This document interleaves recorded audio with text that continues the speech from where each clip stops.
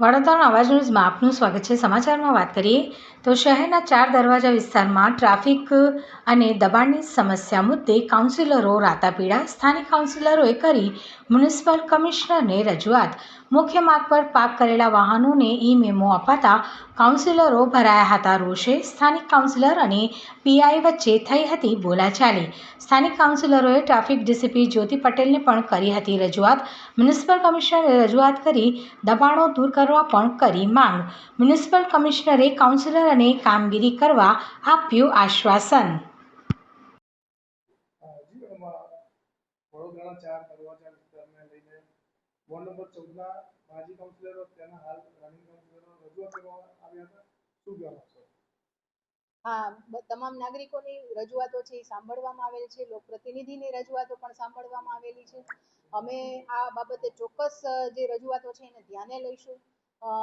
વાહન વ્યવહાર અને મતલબ આડેધડ પાર્કિંગના અમે રેગ્યુલર કેસો પણ કરતા હોઈએ છીએ અને રિક્ષા ડિટેન સહિતની અલગ અલગ કાર્યવાહી કરતા જ હોઈએ છીએ।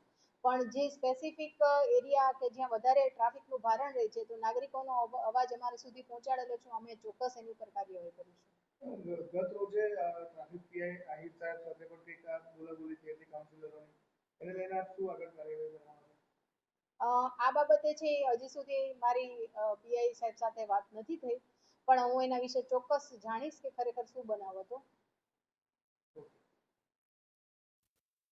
મુખ્ય મુદ્દા ઇલેક્શન વોર્ડ નંબર 14 એટલે 4 દરવાજાના અંદરનો વિસ્તાર છે, એટલે એની સમસ્યા સૌથી મોટી વ્યવસ્થા દબાણ, બીજી વ્યવસ્થા છે ટ્રાફિક અને ત્રીજી વ્યવસ્થા છે કે નાના મોટા જે બધા ઇસ્યુ થતા હોય છે આ ટ્રાફિકના અને દબાણોના લીધે બીજા અનેક વિષયો એકબીજાની સાથે બોલાચાલી, પોલીસ ઇસ્યુ એવા બધા વિષય થતા હોય છે। તમે મુખ્ય ટ્રાફિક અને વીએમસીના વિષય લઈને કમિશનર પાસે આવ્યા હતા। ટ્રાફિકનો વિષય લઈને તેજલબેન પાસે ગયા, વીએમસીના વિષય જે બેરિકેડ છે કે દબાણો છે અને અનેક ફૂટપાથો પર ચાલવાની જગ્યા નથી એ બધા વિષય લઈને મેં કમિશનર પાસે આવ્યા હતા। કમિશનરે બધી રજૂઆત કરી છે અને એમને કહ્યું છે કે 2-3 દિવસનો મને સમય આપો।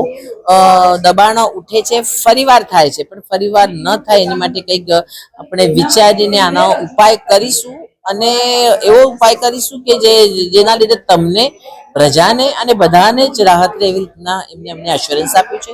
લેટેસ્ટ છે 2-3 દિવસમાં અમે કરીશું।